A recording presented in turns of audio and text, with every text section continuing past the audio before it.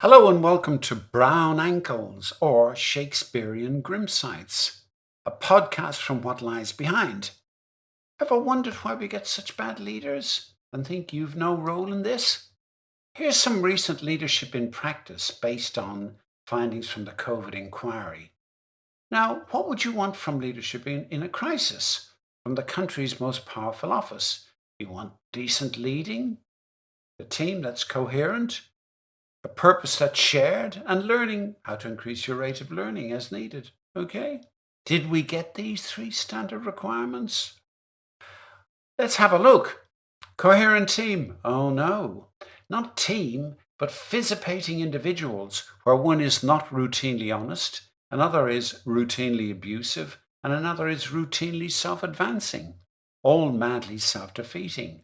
How come? They operate in a feral culture, all competing for the leader's attention, and the only check is obedience. And even the senior advisors exhaust themselves trying to force the leader to make a decision. Disloyalty means they talk sideways in a miasma of unchallenge. I recognize these effects, but would not express them that way. Or give up.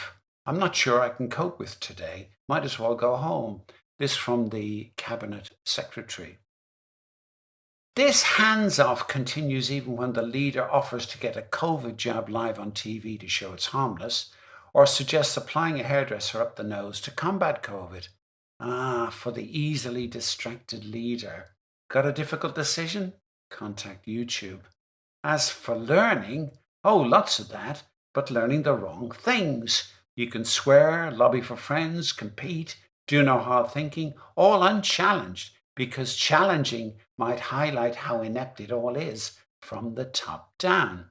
The real learning here is dependence, a leadership designed to manufacture obedience, avert your eyes and language in a flotsam of followers, like a key minister who was so far up the leader's arse, his ankles were brown.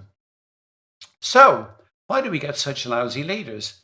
Because so many of us are too easily led. We ask lazy comfort questions like, do I like the leader's smell, charisma, heroism, rather than how do they work? What is their skill? What is their purpose? What in their behavior would alert me before I select them? Don't be brown down. If not, as the Deputy Secretary of the Cabinet Office said, we're all fucked. There is an alternative, by the way. Leadership or losership, ditching dependence, democratizing leadership. Check out What Lies Behind for podcasts on this.